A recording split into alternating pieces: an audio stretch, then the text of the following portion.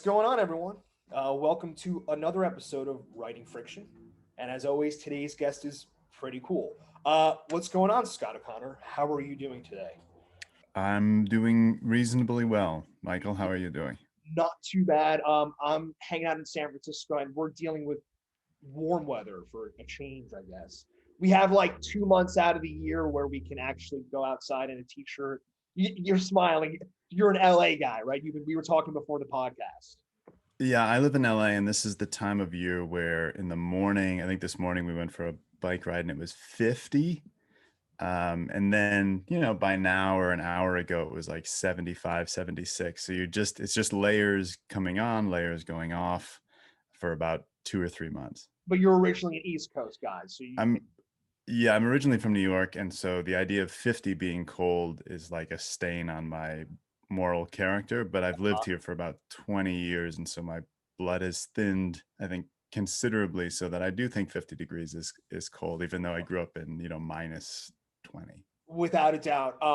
Had a couple of episodes ago. I spoke with, I don't know if you know, Awen Ivy, and she lives in Alaska.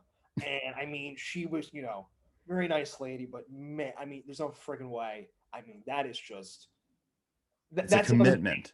that, yeah, I mean, again, unless you're again, we were talking about her writing, routine and how she looks out the window and she sees the deer walking past her window, and and that's what she looks for in inspiration. I'm not sure part of what LA part you're in, but are you finding inspiration from Los Angeles in your writing? Do you write about LA? Is LA a big thing in your personality? It is, and I'm kind of surprised by it, I think, because when I first moved here, like I said, I grew up in Syracuse, New York, and went to school around there. And then I lived in Chicago for a few years. So I went from cold to colder. Oh yeah. And then I moved out here, and it took me a while to really fall in love with LA. I had a very I think complicated relationship with it, as a lot of people do. I've talked to a lot of people since, and friends who've moved here from other places, and it's either the kind of place that you fall in love with immediately, or it takes you a while. It's a pretty complex city, I think, and what I realized a couple of years ago, I think maybe after my third book had come out, and someone pointed out to me that they all take place in Los Angeles, that I realized I was trying to understand it by writing. Yeah, and okay. it Yeah. and it was about that time, I think, when I was working on that third book, which was a book of stories that all take place in LA, that I really realized that I do love it in all of its complexity and messiness, and all the things that there are to not love about it too. And so uh yeah, all of my books have taken place in some regard in Los Angeles, either in the present or the past. And I think that's been my way to get to know the city and the people in different communities and different neighborhoods. We've also moved around a good deal within the city. It's big Such enough that like, I mean, it's the only city in America that's like that, where it's so widespread, vast that you're kind of, you talk to somebody, they live in LA, and they've never been there, they think Hollywood, obviously, but it's no, no, no. It's right, yeah, right. And I think it's also, and this is probably true of a lot of cities, but it's really impossible to understand on a short visit. So it's not the kind of city where you can come for a weekend or a week and really get the idea. Not to say there are a lot of cities like that, but LA, it honestly took me years to just get it in my head of how vast it was. Um, and so moving around, I think, helped too. We got to know different neighborhoods, and we got to know different people who lived in those neighborhoods, become part of those neighborhoods. So now I finally feel like this is home, but it took a while. It took at least 10 years, probably longer.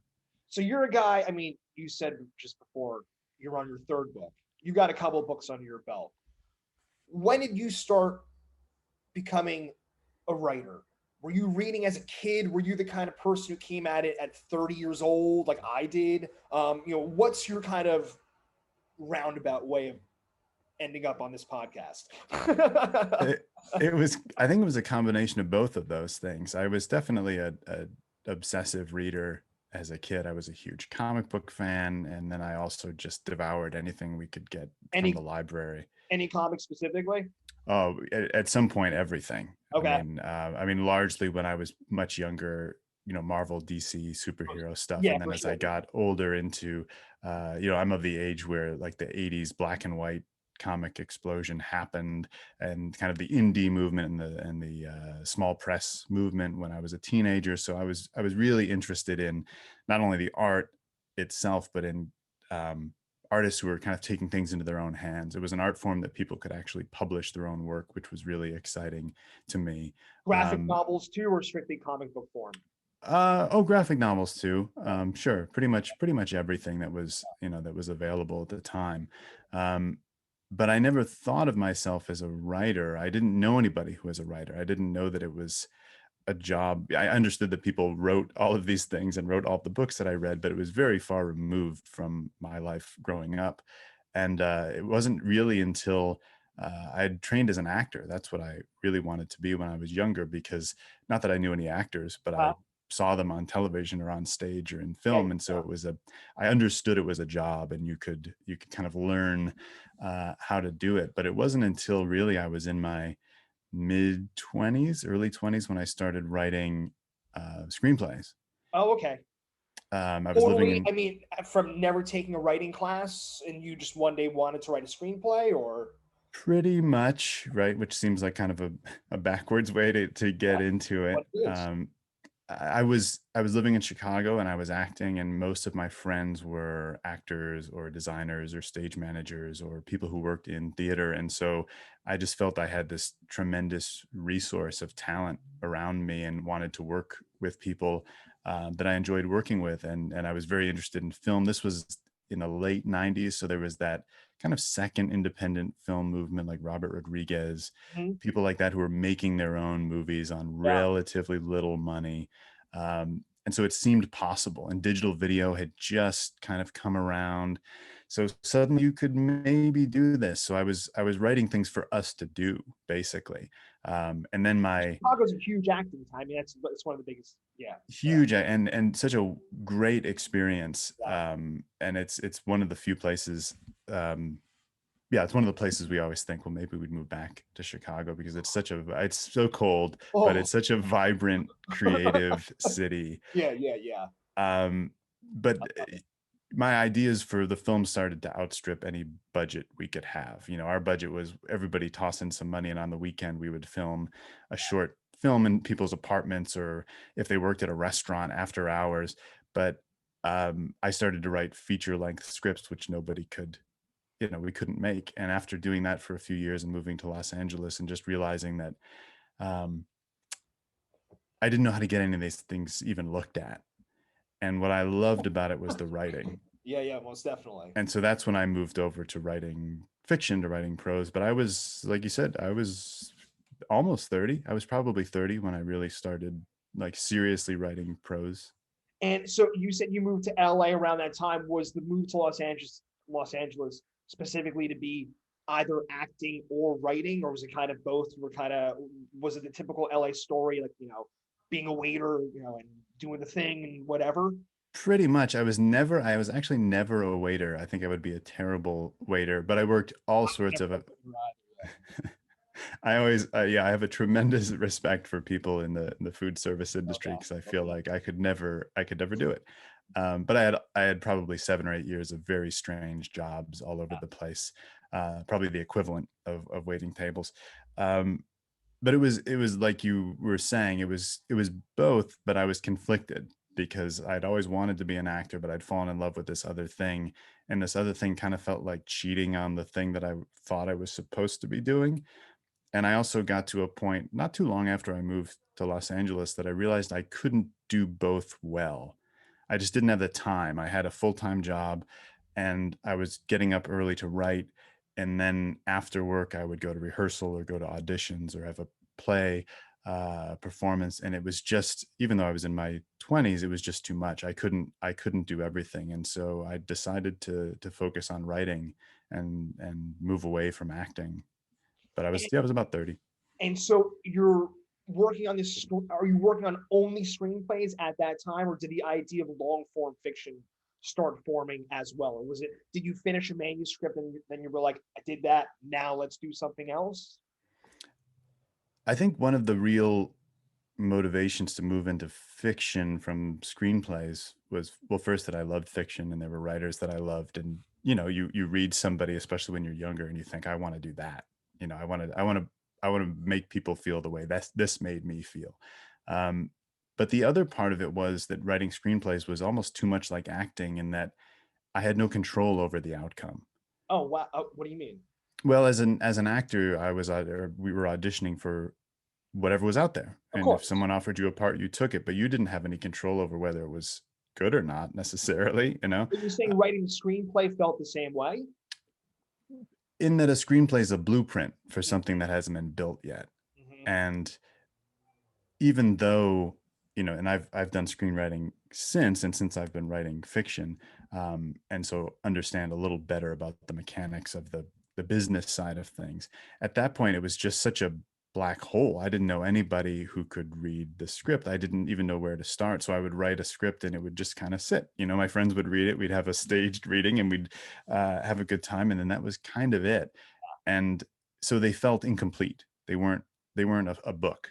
Yeah. And I think that's where I finally gravitated to this thing that I'd always loved as a reader, and that I felt I had, that I wanted to develop a voice, I wanted to immerse myself in. And at the very least, even if something wasn't published, it existed. And Hmm. it existed in a finished form, or a somewhat finished form. And so that was really appealing to me at the time. Yeah. I cracked this. I've talked about this on the podcast before. Right after high school, I took a little bit of time off before officially going to college. And the first thing I did was I was in North Jersey. I got a job audio engineering, went to school for audio engineering, got a job at a studio in Lower Manhattan. The receptionist at the studio was a screenwriter.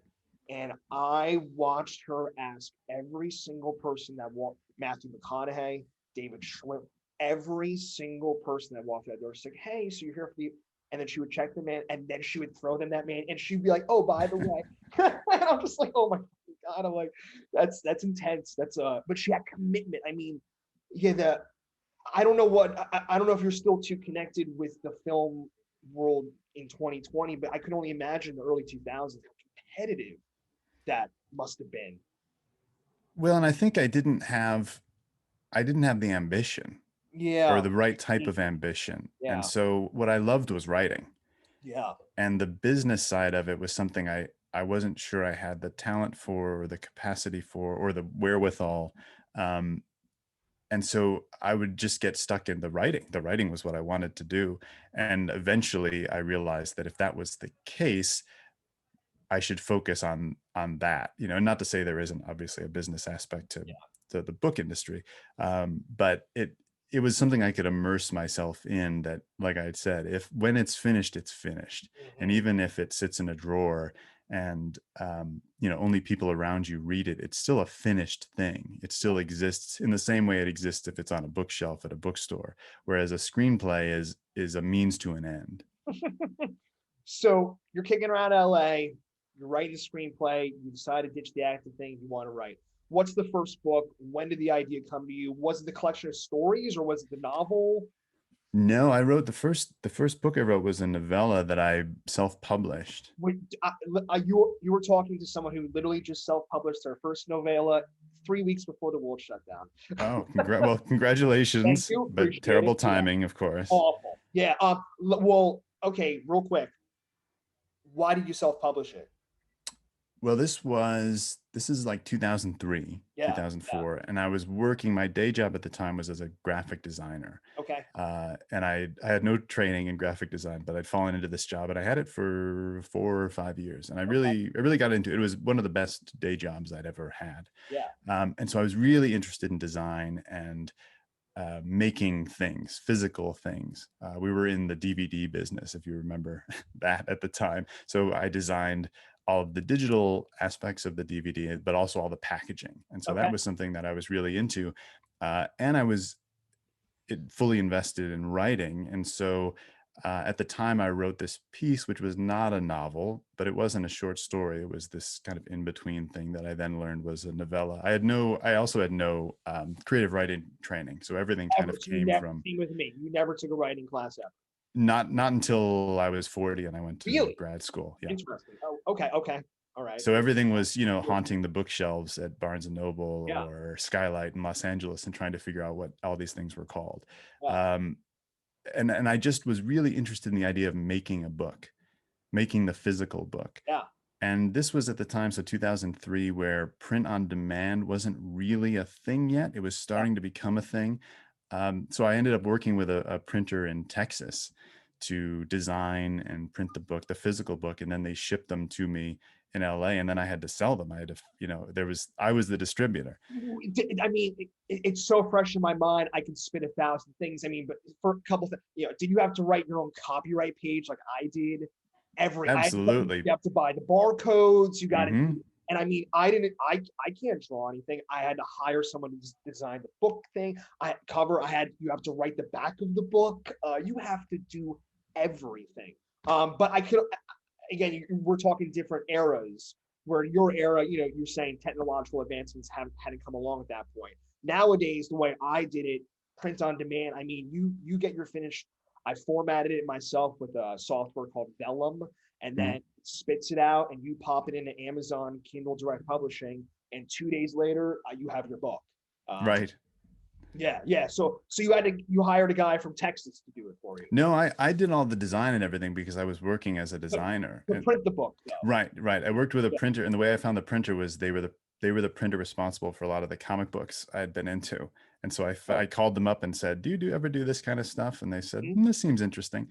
But it was going to be a small print run. I think my initial print run was 500 Okay. copies, I but did. you had to do them all at once. And Oh, okay. so my studio apartment was full of these boxes of this book. Like my studio apartment. Yeah. And I had no, I did it because I wanted to do it. And then I thought, well, how am I going to sell? Like, who's going to want these things? What do I do with them? So it was a really great adventure in that my girlfriend at the time, my wife now, and I spent a long time just kind of driving up and down the California coast, knocking on bookstore doors and asking people if they were interested. And sometimes they were, and sometimes they weren't, and doing readings at bars and selling them out of the back of my car, basically. And then I had a couple of breaks, which were totally lucky. One, I don't know, you probably knew more about this than I did at the time, which is I had already printed the book before I realized that I had to send it to people to get like reviews. So I didn't do any Yeah. pre-publication stuff. Yeah. I had the book, and then I realized that nobody would accept books for review if it had already been published. Uh-huh. Um, so on just a complete crossing my fingers, I sent one to one of the buyers at Barnes and Noble, Okay. Yeah. who I'd heard, I think on, they probably weren't podcasts then, but it was like an internet radio. Was it like a local Barnes and Noble or like a No, region? it was it was the Oh national, wow. Okay. yeah, Okay. Yeah. their Yeah. book buyer at the time. And then I sent a copy to the LA Times, as just here's a book maybe you'd want to review. And at the time I was getting 10 rejections a day from Oh people yeah. for different things, Were right? you clearing it out to agents at all before you decided to self-publish it? No, I had no knowledge of that world Got it. whatsoever. Yeah. Yeah. That wasn't even something that had occurred to me. Yeah. Okay. Okay. But the breaks were that uh, I went on a trip with a friend of mine. We actually were, you and I are talking the night after the World Series, and a friend and I went on a baseball road trip where we drove around part of the country and went to a number of ballparks, and we were gone for like 2 weeks. And when I came back, there was a letter from the book buyer at Barnes and Noble that said they wanted to buy 1,000 copies Holy shit. of the book, well, which was great. But then I had to print another 1,000 copies of But you got to pay the for book, right? So I had to pay for it up front, it. which Yeah. was Oh yeah. a real stress. And it probably wasn't as cheap as it is today. No, I'm trying to think what it was like $4 a book or $5 a book. Yeah, Amazon's like 250 a book or something like Yeah. that. Yeah. And then I had to ship them. So it was I used to have, I probably still do notebooks with all my calculations, but the cover price was $8 was what I sold it for. And I want to say my cost, Dude, it's the same story. This is crazy. Okay. yeah, Okay. and my cost was probably like $7.50, right, per book when everything was You're not done. doing So it to make money. no, thankfully no, because I certainly did not. But the second break was one Sunday morning. A friend of mine, who was one of the first people I met in like the literary world through this book, Yeah. called me up on Sunday morning early and said, "Congratulations, you must be thrilled." And I said, "What are you talking about?" And he said, "They reviewed your book in the LA Times book review." It was completely out of the blue. Susan Salter Reynolds, who had a column at the time that I loved called Discoveries, where she would usually reviews small press or indie books, Okay. reviewed the book and gave it this great review. And so that was a huge, you as a writer, this, like you can't live off of other people's encouragement, right? You have to live off your No. own drive, but it doesn't hurt to have somebody's encouragement every once in a while. So that was really big. And then I was able to, I knew enough then that I should probably look for an agent. And so then I was able to send what became my novel with this quote from the LA Times. So that was really helpful. And so you finish the novella. Are you the kind of guy? It's like do you write multiple things at the same time? When that second novel you started working on it, had the idea already festered in your head? How quickly was that next thing started? I want to say it was quickly, but it probably wasn't. There was Uh, probably a period of casting around. There's usually, for me anyways, I have a few months of like panicking that I'll never write again, yeah. combined with either too many or not enough ideas. And Okay. so I want to say it was probably within 6 months or a year I started, but it was so intimidating. The idea that I was going to write a novel, like who was I to, it was hard enough to write this thing that was like 80 pages. And now I'm talking about doing something that was going to be multiples of that. So I kept it secret. The only person who knew I was doing it at the time was my wife, because I felt if I told too many people, I would be embarrassed when I Yeah. didn't do Had it. you hooked up with an agent at that point, or are you still kind of bouncing around? No, I wasn't. I didn't have any contact with any agents until the manuscript of that novel was finished. So this would be like another 4 years after the Oh novella wow. had come Okay. out. Yeah. Yeah, Yeah. it was a while. I sent What the are you finished during that manuscript. time? Odd jobs? Yeah, yeah, I was working as a designer, and then the place I was working shut down, and so a friend and I started our own design and post-production firm, which Oh, sounds okay. fancy, Yeah, but it yeah. was out of our apartments. But it was enough to keep us going. We had very low overhead at the Yeah. time. I mean, it's like me. We were talking before the podcast. I have a dog walking business, Hmm. and that's what A allows me to live in San Francisco, and B allows me to do my writing. It's like my own thing. I don't have emails coming in all day. It's Right. kind of a weird thing to do, anyways. So that's cool. That's cool that you kind of created your own little thing to do, so you could pursue this other thing. Yeah, it was exactly that. It was trying to create a life that would allow me to write. And I enjoyed the design part, and I loved working with my friend, but that was the passion, was writing from 5 to 7 every morning, and then doing the day job work, and Oh then yeah, maybe trying to steal an hour in the afternoon exactly. to write. And you need also time to read. Are you reading during this time also?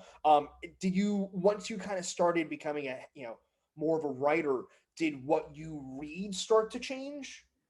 Oh yeah, because I had no formal education in it. So not just in the creative writing aspect, but in the literature aspect of it. Yeah, I'd never taken a literature course in yeah. college. So it was all, um, and there was a great source of insecurity for Hmm. me, especially being around other writers, because I felt like I don't know anything. These people know, they're dropping names. They've all read the same stuff. I haven't read any of this.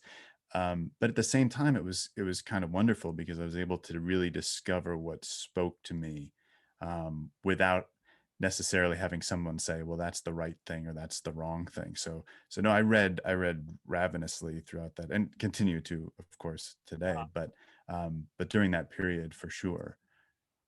So you write the second novel. I'm sorry, you write the second book, which is a novel, first book Hmm. novella. Is that when the querying starts? What That's Yeah, because people, right, the whole idea of the podcast, people want to know. Everyone thinks that this is some magical world that is there's gatekeepers and people that are going to push you away. How did you break the ice? How did you get in? You know, and it when was you're talking to a dude who's seen the behind the curtain of the music world, right. and it's not that impressive. And when you finally see what's going on, you're like, oh well, okay, now it makes more sense. Did you kind of get that once you were able to? Peek into it a little bit, although at the time my peek into it was very small. I was really fortunate. I had a friend who I had met through the novella process, who was a writer who had sold book. He'd sold a novel and had a Okay. novel published, and he had an agent. And Got so it. he was very helpful in telling me what a query letter was. I had no idea. This is what you do. You write this email and I had to you make a Google. list. Yeah, you get on, you figure out who your dream agents are, and then you like find their assistants, and then you send this thing out, and here's how you do it. And so that was tremendously helpful. And And then so you I get sent, rejected by all of them. and you get rejected by all of them. And I had and his advice, I think, was come up with 5 or 10, and then when you send those out, come up with another 5 or 10. Yeah. And when you send those out, and he was right. Like everybody said, no, no, no. Oh, the writing's great. No, Yeah. this is really dark. No.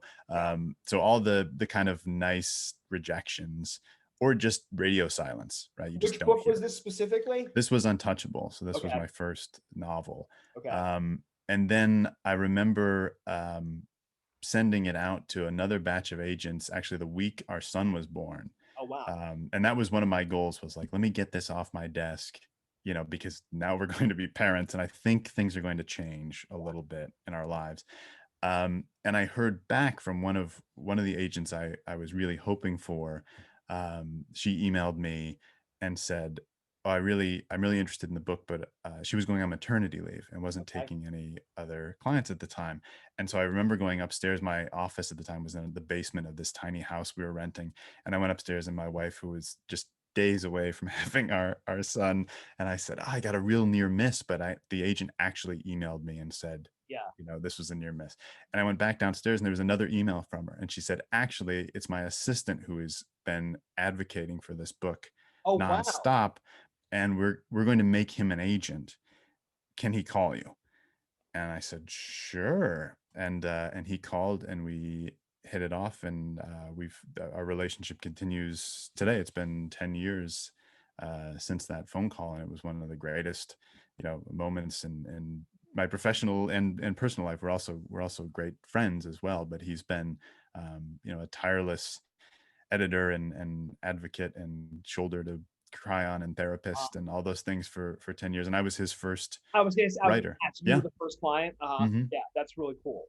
That's really cool. So, all right, so you write the first book, get the novella, write the second book. Now you're in it.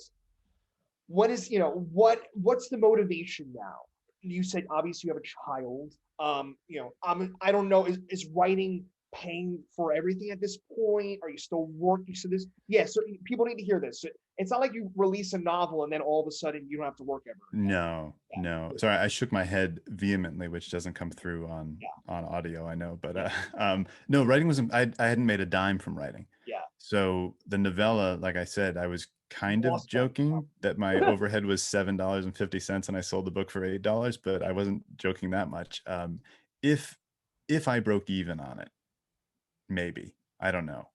Um, and so no, I was still working. I had this design company, and that was Yeah. paying my share of the bills, and my wife's job was paying the other part. Yeah. So no, writing was not. And I think even at the time, I didn't really think that, well, there'll be a point where I'll make money at this, because it just didn't seem, I don't know, it was out of my world, Yeah. my worldview. So Yeah. even when my agent started to send the manuscript out after we'd worked on it together for a while. This is for Untouchables. Yeah, this is for Untouchable. So when he starts sending it out, of course, you have the dream that somebody's going to call you from this big publishing company, but I didn't know what that would mean financially or Yeah. not. I think what I really was hoping for was something that would make it feel worthwhile to write another one. And I didn't know exactly what that was, but it was like, it's some form of external validation. If somebody thought they should publish the book, that might have been enough, Mhm.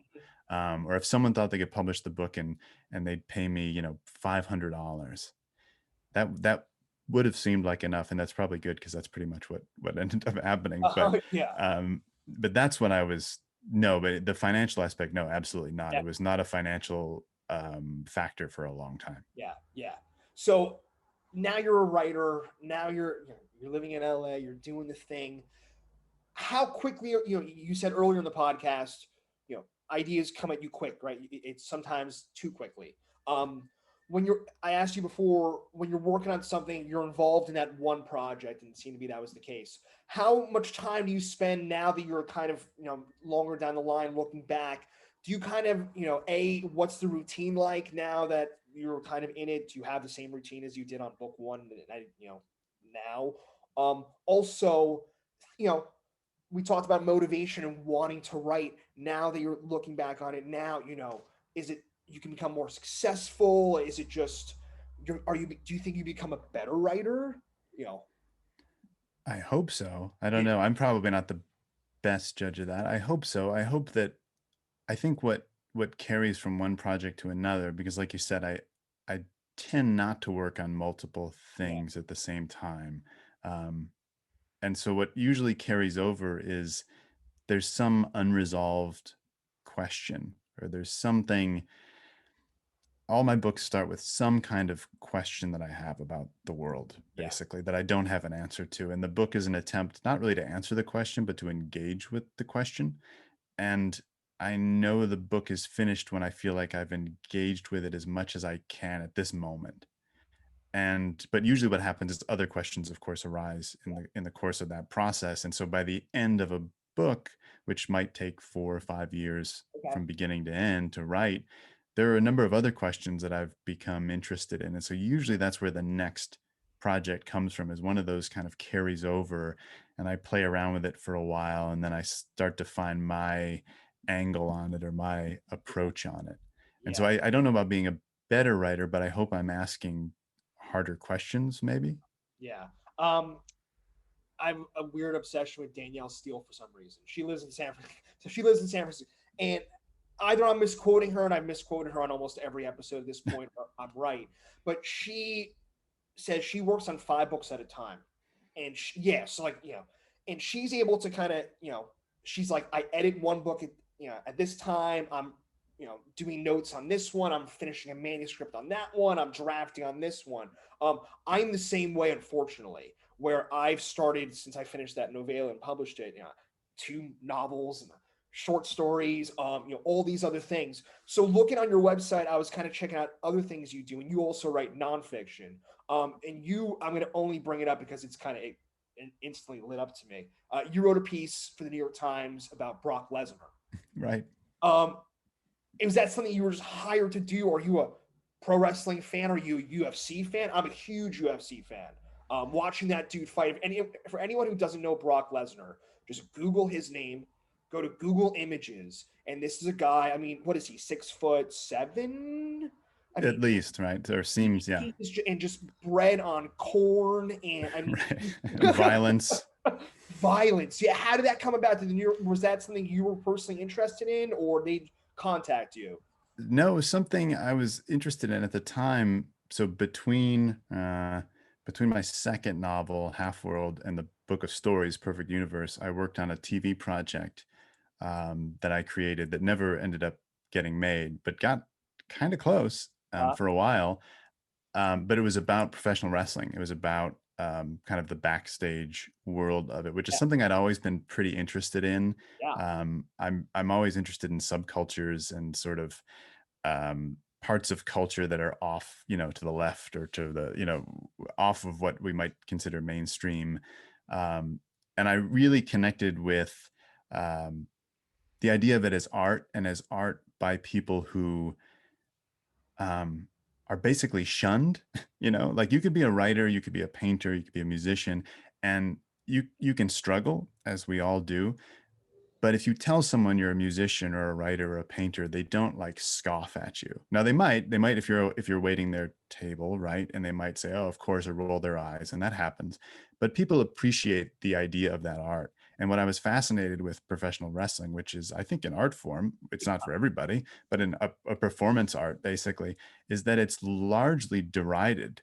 And so the idea of these people, these women and men, not only doing the things that all artists do, which is working crappy jobs and having trouble with relationships and moving from place to place because they're so devoted to this thing, but also risking their physical safety constantly, all for something that even if you became the most successful person in it, most of the world would still like turn up their nose at you.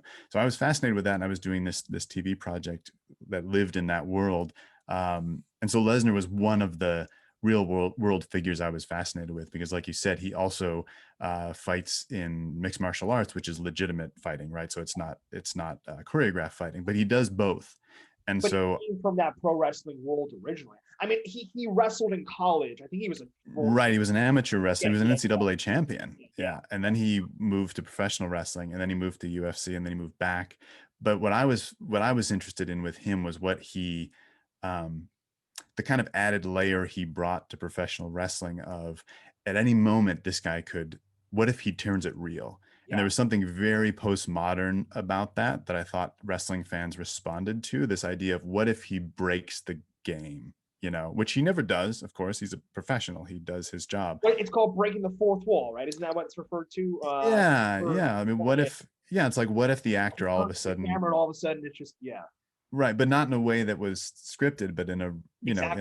in an authentic way. So that's what I was, and that was the piece I wrote for the New York Times Magazine, was about that. So again, I feel like at this point in the conversation, our lines are literally. So a month ago, I finished. So I wanted to ask you. You write a novella because it wasn't a story, but it also wasn't a novel. You write a novel. Eventually, you start writing short stories. Eventual question I want to ask you is, how did you start writing short stories? But the first thing I want to say is, I just wrote a short story a month ago about. I don't know how involved with pro wrestling, but Vice had put out a series on YouTube about 2 seasons pro wrestling. Oh, sure. I Beyond the Ring, I forget the name, but they did an Owen Hart episode about Hmm. Owen Hart, the guy who fell from the. You Right. know what I'm talking about? And at the very end of the episode, Jr., the announcer guy, Hmm. he says a line, and it was I'm watching it. He was beautiful, and he says, "When he fell from the sky in Kansas City," and I'm like, "Holy shit, that's a short story." That as soon as I heard, I'm like, "Boom!" And for the next like month and a half, I wrote this fictional last day of Owen Hart. His name is Logan Smart, but I went into that world and I started Hmm. researching that world. And you're talking about, I submitted it to the New Yorker and the Paris Review. I'm waiting for rejections from both. It's only been a couple of weeks. Sure. But researching that world, you have to respect it is an art form. Like you said, an aerial art form, but they're sacrificing their bodies. I mean, these guys are getting fucking smashed around. Hmm. And yeah, no, it's cool that you brought that up. I think people just need to know and I didn't really realize that until I really started researching it. Yeah, it's interesting. I hope you had fun doing that. But Oh, then, so, it was great. It was such a great, one of the best parts of being a writer is you get to be like an amateur expert on a lot yeah, of different yeah, things. And okay, that's so great. submerging Amateur myself expert. in that world, and we went to a lot of like shows in, VFW halls, Oh and, yeah, tiny, and where people are still putting it all on the line yeah. for 200 people. Oh yeah, And so, but it was great because I also was able, like, my wife would go with me, and oh we yeah, would make a night of it. And it's just so great to discover those parts of the world. And I feel like if I wasn't a writer, and maybe that's not true, but I feel like if I wasn't a writer, I wouldn't be able to do it. It's like my sheriff's badge, where you can kind yeah, of show the badge and say, hey, can I talk to you for a minute yeah. about No, this? most definitely. Did you Yeah. ever see The Wrestler with Mickey Rourke? Oh yeah. Oh, sure. Oh Sure. yeah, I mean, great stuff. All Yeah. right. So, how did you get into writing short stories? I mean, were you kicking around the idea original for a while, or did you just have again something you wrote that just wasn't long enough to be? It was really because when I started, so before I wrote the novella, when I decided that I was really going to pursue writing Yeah, fiction, or writing prose, yeah, basically, I started because I loved short stories, and I thought, well, this is how you start, right? You write yeah. short stories, and You be everyone. Yeah, yeah, and they were impossible. I couldn't do it. I couldn't write them. I mean, I wrote a bunch of half short stories, but I couldn't do it. It was like writing.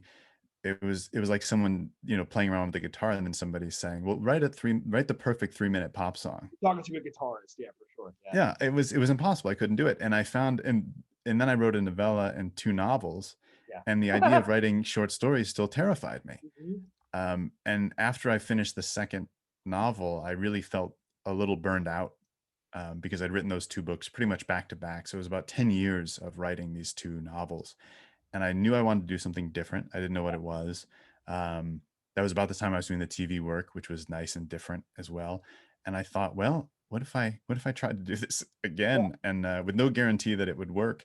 And it was just such a it was just such a fresh way of looking at writing, and I just loved it. I had once I'd written a couple stories, I realized I wanted to make a book, and the stories all sort of revolve around a central theme. So they were all written for the book. Which seems to be, I forget who I was talking to, the name escapes me, but another author was talking about this, and she said she was writing a bunch of stories, but when she went to to get it submit it for publication, she kept hearing, great, you have 10 stories, but it's not a collection of stories. Mm. It needs to be, so you, by just chance, happen to be writing about a theme, or kind of centered it around just Well, another. I had an idea that came from the last novel. Like I was Okay. saying, they sort of hung over, and I had tried to write something about it. I thought it was going to be another novel, and I just didn't have the brain space at that Yeah. point. Our son was really young. I just finished these two books. I couldn't hold another novel in my Yeah. head. And so I changed that to be this central through line. And as I started writing these stories and I started really enjoying the process of it and being challenged by the process, I thought, well, maybe this is a book. It was like my way of kind of sneaking into a book. And then I started to set rules for myself because I thought that would be interesting. So I wanted 10 stories. They could be read in any order, but if they were read in a particular order, which is the order in which they're published in the book, they would also tell a larger story. So there was kind of this modular idea to them. Like the Pink Floyd poster behind you, Dark Side. Exactly, Yeah, exactly. concept That, albums. yeah, yeah. That wasn't. We should say I'm in my son's bedroom, so there's a giant Pink Floyd poster on the wall behind me. He's Which is grown always up the since guy who's then. got a Grateful Dead shirt on, so it's all good. Right. It's another podcast. Yeah, exactly. Yeah. So you had, all right. So you had the collection, and are you a word count guy? Because again, short stories.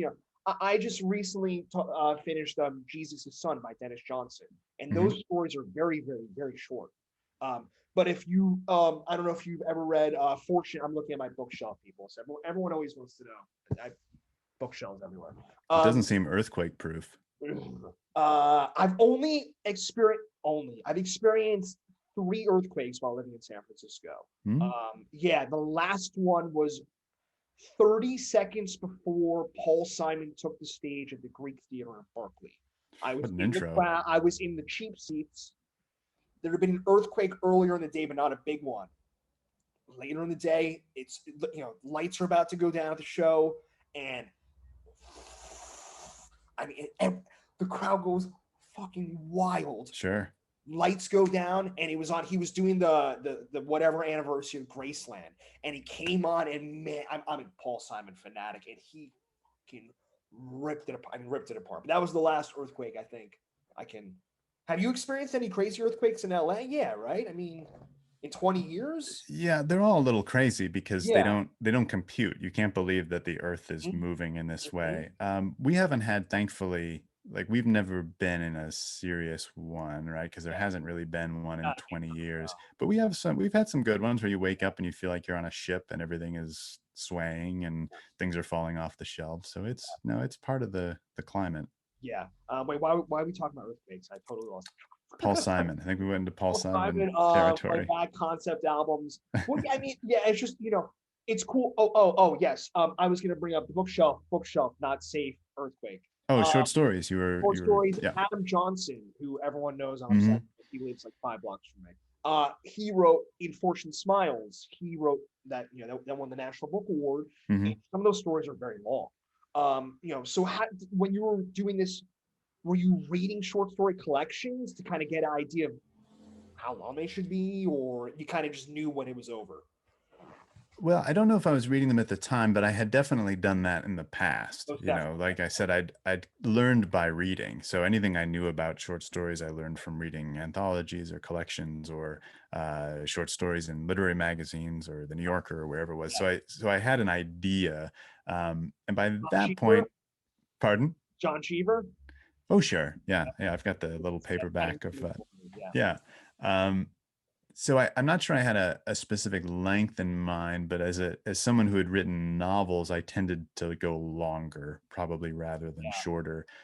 So most of the challenge was cutting things down and finding the what's the moment. Yeah. You know, what's the crystalline idea here rather than the sprawling idea? That was really the challenge. So I think it was more cutting back rather than expanding.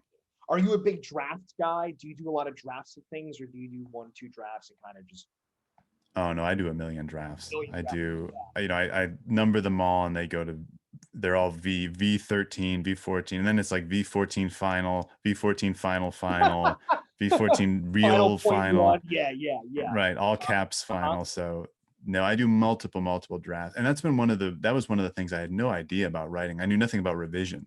Yeah. So as a kid or even as a teenager or a college student, every once in a while I'd think, oh, I'm going to write something.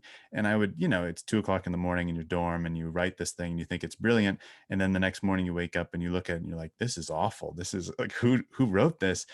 But I had no idea that that was the process, Mhm. that was stage one. And stage two is, okay, is this thing worth pursuing? And if it is, how do I shape it? I didn't know that. So I just got frustrated and stopped. Yeah. And it wasn't until I started writing my screenplays and reading up on that process. And screenwriters at the time were much more transparent about their process than other writers. They would Meaning they talk were about, talking about what they were doing.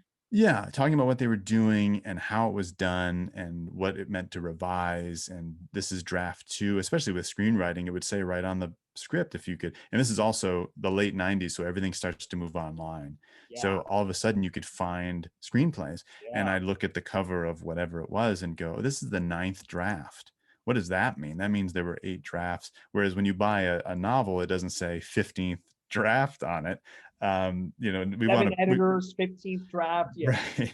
We don't want people to know all of that. And I always tell students who have a lot of anxiety about this, as I still do, that your job as a writer is to make as many tracks in the snow as you can, and then your job in revision is to focus the path and then to erase all the tracks, so Ah, that when the thing is done, we don't see the work, we just see the novel or the essay or the story, the poem, whatever it might be. But you have to make those. No one just jumps right to the end result with no tracks. Part of your job is erasing those tracks.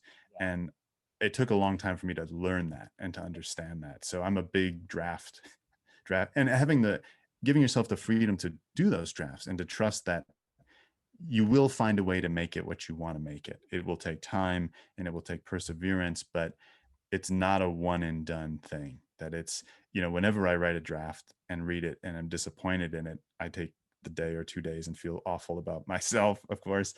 But then hopefully I'm able to remind myself that you have another chance. Yeah. You always have another chance to get it closer to what you want it to be. And going back to, people not thinking about the final product and what goes into it. I come from the music world and growing, touring in bands forever and playing and recording music. And, a lot of pre-production goes into before a band even steps foot into Hmm. a recording studio. Again, I keep looking at the Pink Floyd poster. I'm going to keep using them as an example. Before they recorded The Wall, they didn't just write the songs and walk into the studio and record it. No, no, no. They spent months and months and months perfecting and arguing and hating and all Hmm. that shit. And yeah, with the novella and myself, I had to learn that, teach that myself too. Of just you write this draft and you finish it, and just because you finished it doesn't mean it's any good. Um, Hmm. and when I finished that first draft of the novella, I was just so stoked that I finished it that I didn't even think about the process of, oh no, dude, you got to do like 6 more drafts of this at Right. least. Yeah, and it's cool. That idea turns me on. I like that in the sense that, like you said, it gives you a chance. Like you said, you put it down for a day or two, you hate yourself, but you come back and it's a chance to get back to it, to make it better. I love the idea of just working on things and working on things and trying to cut away the fat. Really, I don't know if Hmm. you're I'm a word vomit guy, and what I mean by that is I write a lot of words, Hmm. and so my revisions are there's a lot of fat to cut out. Over the process of your writing, have you kind of sharpened your sword, you think, or is there less revisions as time goes on, or is it still just draft after draft after draft? I mean, No, it's still you're working. You just released a brand new book, right? What's the name of the brand new book? Zero Zone, which Yeah, just came out a couple weeks ago, and yeah. Would you have a copy? Can you show people? sure. Definitely. That's a dope. Who did Is it the? I backwards? love that cover. That's a great cover. Yeah, Counterpoint does a great job with their design. Yeah, Jay Michelli did awesome. the cover for this. Yeah, But no, you're talking about revision. I think what I finally why I finally fell in love with it was realizing that it was the only thing in my life, anyways, that I could keep doing until I got it where I wanted it. You know, like in everyday interactions, just conversations with people, or relationships, or your other job, you do something and that's kind of it. Like yeah, you don't get to pause time and go back and redo that conversation again and again and again until it comes out the way you want it. And so there's something about revision in writing that I love, and that maybe you can love too much and not let something go when it's ready to go, because you don't have to get it right the first time. And there's kind of a forgiveness that's built in there, I think, which can be really helpful overall in life, to say, um, I'm going to try to give myself, and then extrapolating that to other people. Let me give other people a chance to, do this again or do something over. yeah. I mean, I love the idea of just, you know, the discipline of it. It's a mental discipline. You have to get over that doubt. I'm sure you still have doubt. You know, the next Oh, book. absolutely. Yeah, every day. I mean, and to get it takes more than just being a good writer. You also have to be a good, almost mentalist, Hmm. to get rejected. I got rejected by 73 literary agents, and you keep going. You're like, okay, Hmm. well, you got to get either better or just keep working. So I think people are going to be stoked to hear you talking about this, and how you're just moving forward and you're doing it and you're doing it and you're kind of just going with it. Yeah, that's awesome, man. I hear my puppy barking in the background, so I think that is our time to cut it off. Scott, this has been dope. Can you let people know? Are you on Instagram? Do you do social media or any of that kind of stuff? I do. I'm on Instagram. God, if I can remember my, I think it's Scott Yeah. S. O'Connor. Okay, yeah, we'll let They can people find it. know. Yeah, yeah.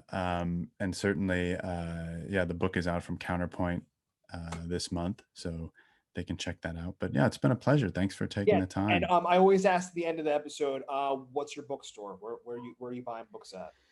I go between Romans, which is in Pasadena here, which Okay. is kind of close to where I live, and Skylight Books in Los Feliz in LA, which was kind of that was really one quick little anecdote about encouragement. There was someone who worked at Skylight back in the day who I would talk to as a reader when I went in, and we talked about writing, and I think I'd even showed him some of the things I was writing. And at one point I said, if I were to write something and publish it myself, would you carry it? Because they had a zine rack, Yeah, and he said, I will. And that was kind of all it took for me to then write the novella. I thought, at least it'll be in this one bookstore that I love, and it was. yeah. So that I was mean, you. I don't know if you know Green Apple Books here in San Mhm. Francisco. Absolutely. They were the ones who put. Dude, I brought that book to the bookseller, my novella. He looked at it. He bought 3 copies, put it on the shelf right when you walk into the store. And to this day, I'm forever grateful to those Yeah, people. and you can live off that for a while. Not the money, of course, but you No, can no, live no. off the You the can't. I have encouragement. 17,000 photos of of every single Hmm. angle of my book. And then yeah, it's unbelievable. Scott, thanks so much, man. Thank you. All right, enjoy the rest of the day, dude. Thanks. You too. Later. Bye.